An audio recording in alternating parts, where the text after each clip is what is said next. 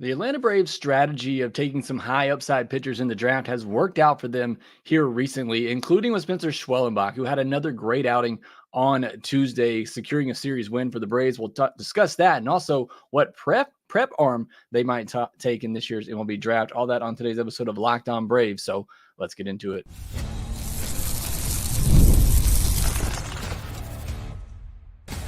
You are Locked On Braves, your daily Atlanta Braves podcast, part of the Locked On Podcast Network, your team every day.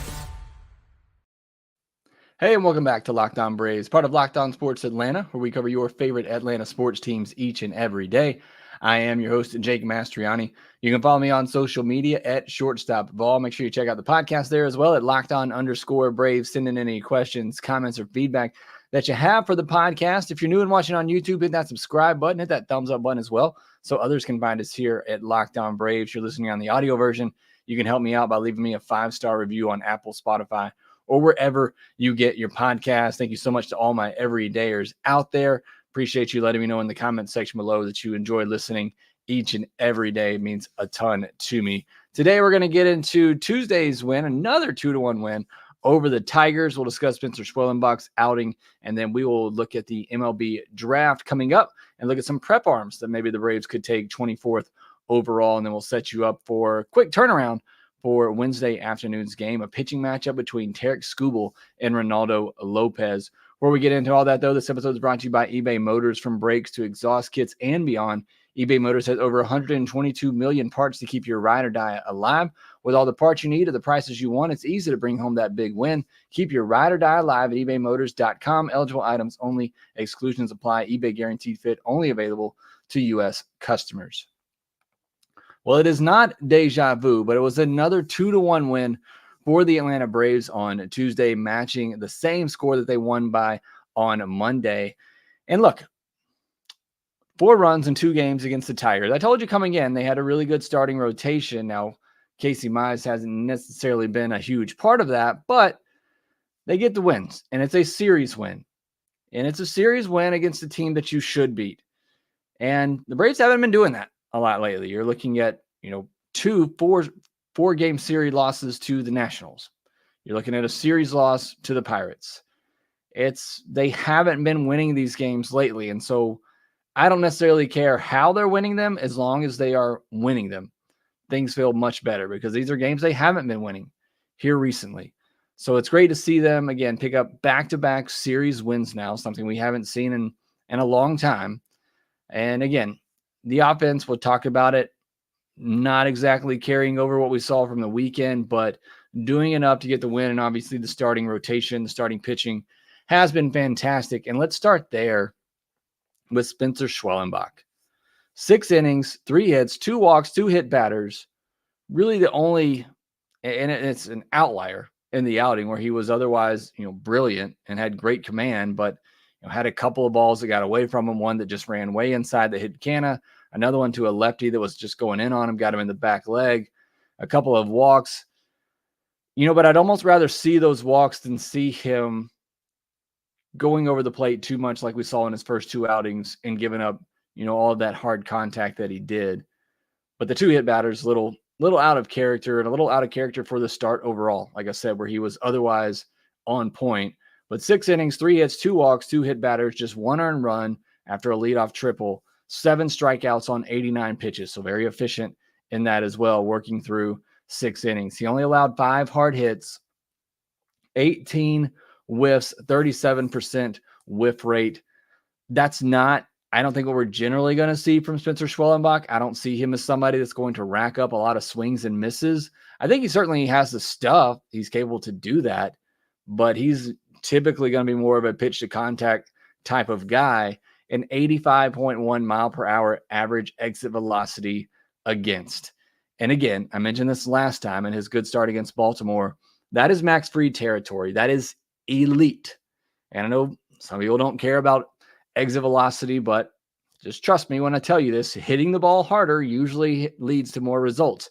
Hitting the ball softer usually doesn't lead to as many good results. So as a pitcher, you want to limit hard contact as much as possible and get the weakest amount of weak contact or the most amount of weak contact that you can get. And Spencer Schwellenbach does that. Max Fried ranks in the 97th percentile in average exit velocity against at 84.8 miles per hour. And again, Spencer Schwellenbach on Tuesday, 85.1 mile per hour average exit velocity again. So he does a fantastic job of getting weak contact. We've seen that really throughout. You saw that at the minor league level. Even when the high strikeout rates weren't there, he did a great job of getting that weak contact. Did a really good job in this one in keeping the ball down. 6 groundouts to 2 flyouts. It just seemed like everything was spotted where he wanted to. The curveball was down below the zone. The slider was falling off the plate away. So righties, he was able to throw that cutter inside and outside. And just really good command overall. And painted a couple of four-seam fastballs for some strikeouts. He had a strikeout on every pitch, or 5 of his pitches. He threw 6, but only threw the sinker 1 time. So just show you how good really all of his pitches were. And he had on the four-seam cutter, curve, and splitter, he had a CSW over 30%. 30% is always kind of the mark that I look for on called strike plus whip percentage. And he was over 30% on 4 different pitches. Again, this kid can really, really pitch. He has a lot of movement on his stuff. He has high velocity on his fastball, or at least high enough, especially with all the moving pieces that he has. My only question is, I think he's secured the 5th spot for now, and hopefully for the foreseeable future. My only question is, how many innings will they allow him to go? He only threw 65 innings last year. He's approaching that this year. Do you push him to 120? If that's the case, do you continue a 6-man rotation? Do you give him a break at some point? This stuff usually works itself out, hopefully not by an injury. But I think he's proven at this point, you shut down an Orioles lineup like he did. You follow it up with a performance like he had on Tuesday. I think Schwellenbach's legitimate big league starter at this point. And it's only 4 starts into his career. But one thing that's really strikes me about Schwellenbach is just the maturity factor. You look at some of these outings where things have started to unravel on him and he's able to gain control and get through the inning. I go back to his first start where he gave up the 3-run home run to Lane Thomas in that 5th inning, was able to settle down and work through the rest of that inning. So he didn't have to force Snit to bring in another arm in the middle of an inning. He was able to get through the 5th after that. In this start, he had the leadoff triple and the 6th, ended up giving up that run on a base hit, and then Snitker trusting this young kid to continue to pitch and get through that 6th inning. That, to me, says more than anything about Spencer Schwellenbach. That is the big adjustment for young pitchers coming up, is how do you handle adversity? How do you push back that when you're going to get punched? I mean, all pitchers are going to get punched in the face at some point at the big league level. How do you respond to that? Can you get under control and work through it and not make your team have to blow up their bullpen in the 4th inning of a game? And Schwellenbach has done a great job of that for the most part, except for the one outing in Boston where things did get away from him. But outside of that, in the other 3 outings, he's done a fantastic job. As when he has had a little bit of traffic, maybe he's going to a runner here or there, able to settle down and continue to work. So I love that maybe more than anything about Spencer Schwellenbach. So I think he's here to stay. I think he has earned a spot in the 5th spot, or earned his spot there, placed there in the 5th spot. Credit to the Braves pitching coaching staff for sticking with him after those first 2 starts, seeing that the stuff was good enough to compete at this level. And I'm really excited about Spencer Schwellenbach and where he goes. I want to get into the offense. We'll also get into the MLB draft, and we'll do that here next.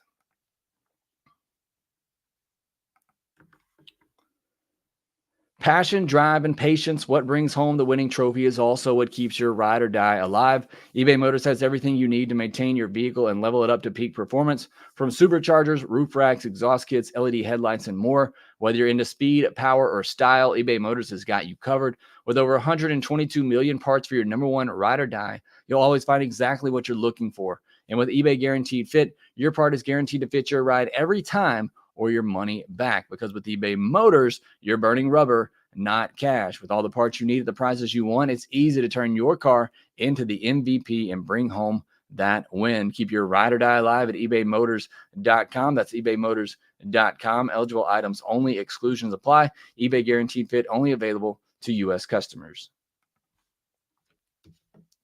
Baseball season is in full swing. Don't miss your chance to add your favorite players from the diamond in your Prize Picks entry today, whether it's strikeouts, RBI, or first inning runs. Take your pick of more or less and add them to your Prize Picks entry today. With Prize Picks, you could turn $10 into $1,000 in a single game. Watching your favorite sports this summer, you can make Prize Picks a lineup in less than 60 seconds. All you need to do, pick more or less on 2 to 6 player stat projections, and you are locked in. And all you got to do, download the Game Time app, use code LOCKEDONMLB for a first deposit match up to $100. And when you open that app, you can look at Reynaldo Lopez. They have him for 5.5 pitcher strikeouts today. All you got to do, pick more or less. You think he's going to get more than 5.5 strikeouts? You think he's going to get less than that against that Tigers lineup? I'm sure they have one out there for Traik Skubal as well. They do. They have him at 7 pitcher strikeouts. With the Braves struggling as badly as they have against strikeouts, Traik Skubal, one of the best in the game. You think he'll have more than 7 pitcher strikeouts? I would probably think so as well. But you can open up your Prize Picks app and check all that out. Again, download the app today. Use code LOCKEDONMLB for a first deposit match up to $100. Pick more, pick less. It's that easy with Prize Picks. If you like listening to sports all day in the background on your TV while you work, whatever you're doing at home, or maybe at the office, you can make the switch today to Locked On Sports Today, a free 24/7 sports streaming channel program for you every day to bring you the biggest stories. That's part of the Locked On Podcast Network, your team every day, and you can find it on YouTube or the free Amazon Fire TV channels app. Coming up on the podcast later this week, we'll have Around the League segment on Thursday morning, and then Thursday night, we will have our mailbag episodes to get your questions ready for that. And then I'm going to be on vacation for a little while, but I will have a pre-recorded podcast for you on Monday talking to Garrett, who is the minor league Braves expert, Braves minor league baseball expert. So I'm looking forward to that conversation. Again, that'll be in your feeds coming up on Monday. Let's jump back into Tuesday's conversation, though, because I want to talk about the offense here for just a minute. Came out hot in this game on Tuesday. They had 3 hits and 2 runs in their first 3 batters. But after that, no runs and 2 hits for the next 8 innings. The last 14 Braves were retired in order. Nobody reaching base. They had 0 walks and 8 strikeouts. On Monday, they had 0 walks and 9 strikeouts. On Sunday, it was 2 walks, 12 strikeouts. On Saturday, 5 walks and only 6 strikeouts. So that's their best performance out of this last 6-game stretch. On last Friday, 1 walk, 8 strikeouts. And then last Thursday, 1 walk, 10 strikeouts. They're 26th in the league in walks. They were 17th last year. So it's not something that they do a particularly great job of, and especially, again, with Ronald out of the lineup. He's somebody that last year had over a 10% walk rate. That's one of the reasons why when I'm looking at some of these trade targets, I'm looking at somebody with a high walk percentage, somebody who can get on base, because there's just not a lot of those guys in this lineup right now. And maybe it means nothing. And I posted this on X. Maybe it means nothing. They're 5-1 in that stretch. But I do think it hurts them from, putting some bigger numbers on the board. Obviously, if you're not able to get on base, the strikeouts to me aren't necessarily as concerning. I mean, if this lineup can keep it under 10 a game, keep it around 6, 7, that's what I would prefer to see. But no walks in this series against the Tigers. Got to think that has a little bit to do with, not putting up a ton of runs. Obviously, not getting those home runs either hurts. And you would love to have people on base whenever you do get those home runs. But just thought that was a little bit curious. Again, they're 5-1 in that stretch, but I just noticed that in this series as I was looking at the box scores, 0 walks in 2 games against the Tigers. Now, in the game specifically on Tuesday, they had 9 of the 14 hard hit balls on the night, 2 singles and a triple of those 9 hard hit balls. Ozzie made some good contact. Not a great games for Olsen and Riley, although Riley did reach on a hard hit ground ball that they ruled an error as it went right to the second baseman and he just booted it. But at least it was a hard hit ball. They only got 3 at-bats each, and that's when you're the home team and you win and you don't hit a lot, don't score a lot, you're not going to get a lot of at-bats. I like seeing Forrest Wall lay down that bunt there to get on base, especially after Adam Duvall had reached before him, and Duvall reached twice in this game. He had a hit and reached on an error on a hard hit ball. So that was good to see from him. But I love that aspect of Forrest Wall's game to be able to get on base, use his speed. So I love seeing that. Might need to get Orlando Arcia a day off. It's been a rough stretch for him here lately. And maybe with the afternoon game on Wednesday, we'll check that lineup before we end here. maybe that'll be a good opportunity to do that for him. But he's just really been struggling here as of late. And as I look at the lineup now, it is not. Instead, the lineup is Kelenic, Albies, Ozuna, Olsen, Riley, Duvall, Murphy, Arcia, and Laureano. So Laureano in there over Forrest Wall with the lefty Skubal on the mound. Key moments in the game, bottom of the second, 2 on and no outs. They drove up Mize's pitch count, but could not push across another run. You had Arcia flew out on a 7-pitch at bat. Kelenic struck out on a 7-pitch at bat. And then Ozzy had a 13-pitch at bat where he probably should have walked 3 or 4 times. But when Ozzy gets in swing mode, you can't stop him. And he ultimately flew out to center field on a hard hit ball. It was a good contact. Top of the 6th, I mentioned already, Schwellenbach giving up that leadoff triple, allowed a 1-out single, but then settled down after that to get out of it without allowing any further damage. So really impressed with Schwellenbach and what he was able to do and how he's able to settle things down. All right, next we'll get into our MLB draft prep and also set you up for Wednesday afternoon's game coming up real quickly here. We'll do all that here next.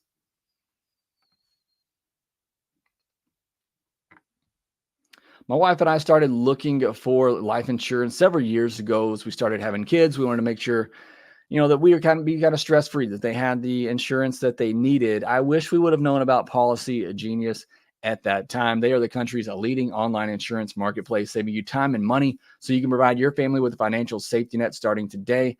With Policygenius, you can find life insurance policies that start at just $292 per year for $1 million of coverage. Some options offer same-day approval and avoid unnecessary medical exams. Policygenius helps you compare your options from top companies, and their team of licensed experts is on hand to help talk you through it all.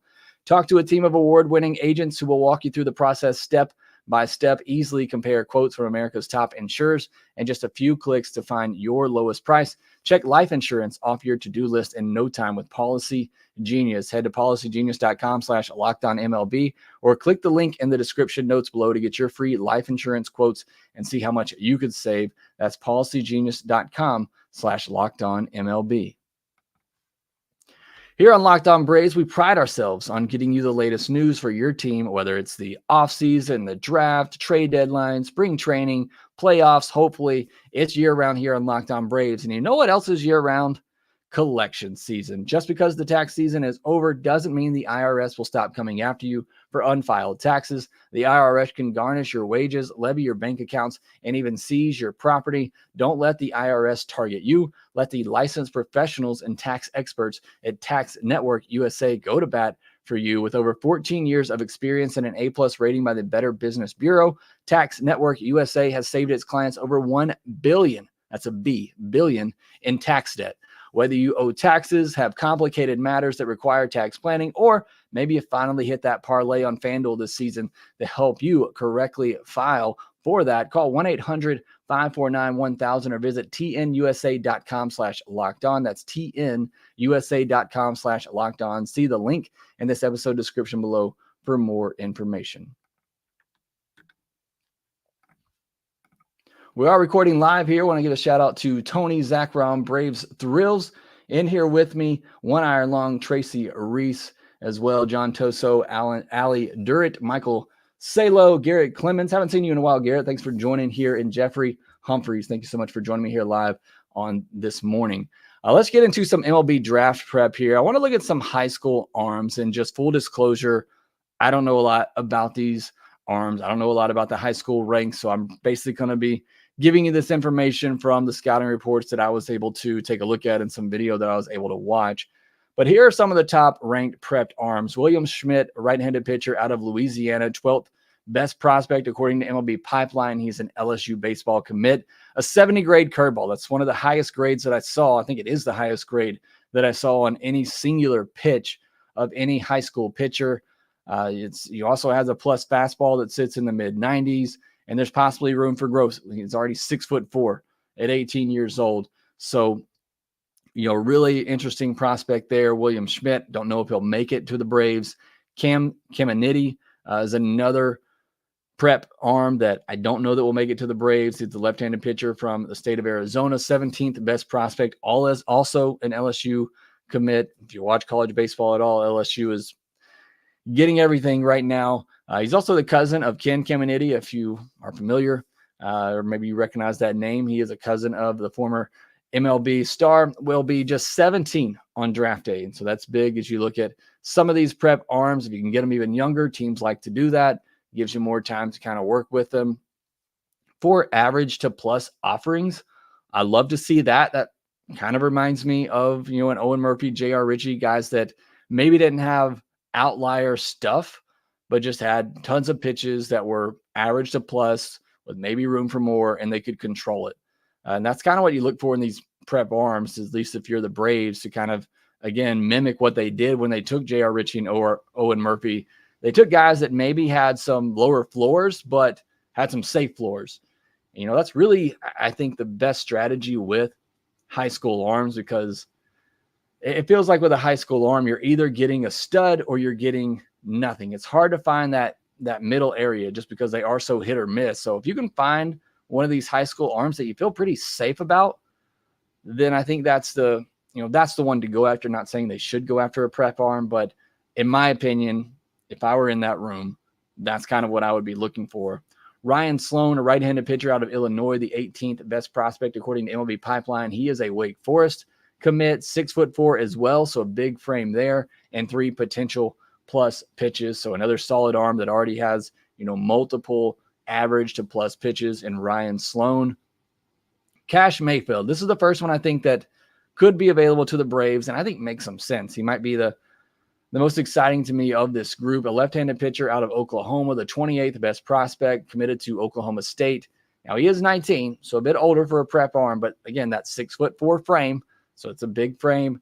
A plus changeup. Braves like those changeups. Good command. Love seeing that. Not a long track record. Braves love taking those guys as well that don't have that mileage on their arm, not a long track record on the mound, and plenty of projection left, even at 19 as a prep arm. And so that just kind of fits the mold for me of a high school pitcher that the Braves may take a chance on, somebody that, hasn't been on the circuit a while. So maybe teams don't have as much video on, don't have as much scouting on, has projectable stuff. And that seems like a target that the Braves would go after. A couple of more arms to mention here. Braylon Dottie, right-handed pitcher out of California, 37th best prospect, another Oklahoma State commit, 6'1", athletic, 96 to 97 with his fastball that has a little bit of life on it, 3 potential plus pitches with a curve and slider along with that fastball. And people rave about his pitching knowledge. And I love hearing that as well, because that always gives me some Spencer Strider vibes. You talk about Spencer Strider, one of the smartest guys out there when it comes to pitching. So I love hearing guys like that who just have a knowledge of pitching, because that's where the game of pitching is going, whether it's great for injuries or not.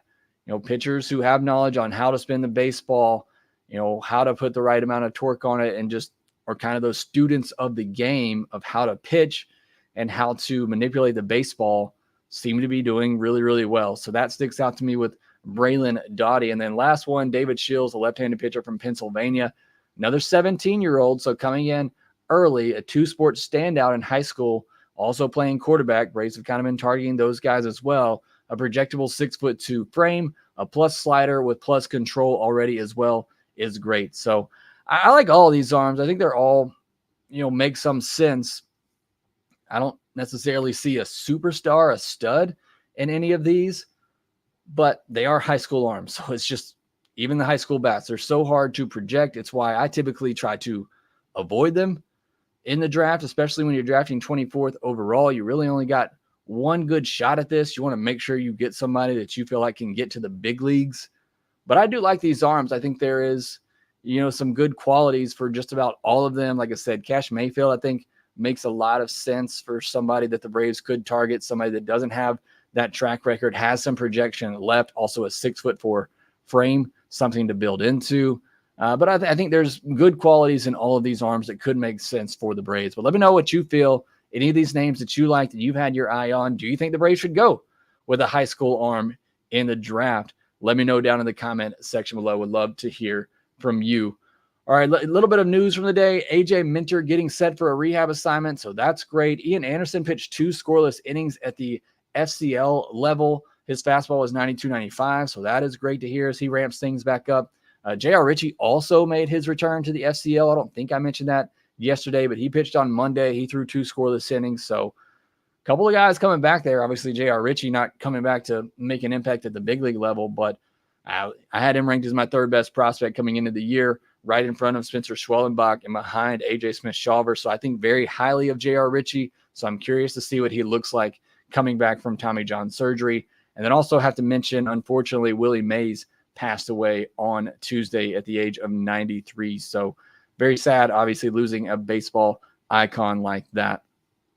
Now, the game on Wednesday, which is going to happen here very shortly as we get done recording, as it starts at 12 Eastern, it's Traik Skubal versus Reynaldo Lopez. Skubal, he right now on FanDuel, you look, he is the favorite to win the AL Cy Young at plus 200. So this is going to be a tough matchup for the Braves. He has a 2.20 ERA, 0.91 whip, and 98 strikeouts in 86 innings. He's gone at least 5 innings in every start this year, and he's gone 6 or more in all but 2 starts. So he's somebody who goes deep into the game.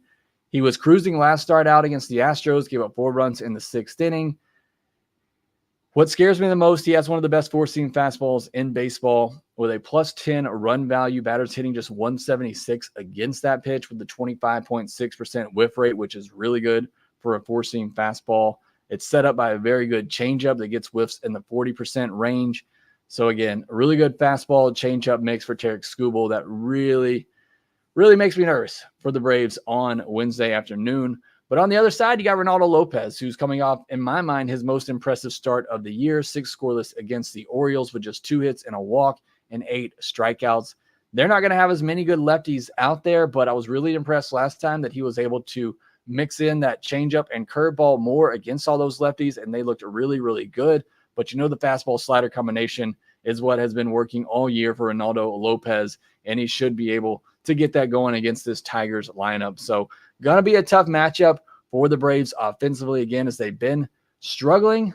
Had a good weekend, obviously, against the Rays, but against this Tigers pitching staff, just 4 runs in 2 games. And now you go up against the AL Cy Young favorite. What I want to see, what I hope to see from this offense, just give me some fight. Maybe you only push across 1-2 runs against Traik Skubal, but make him work.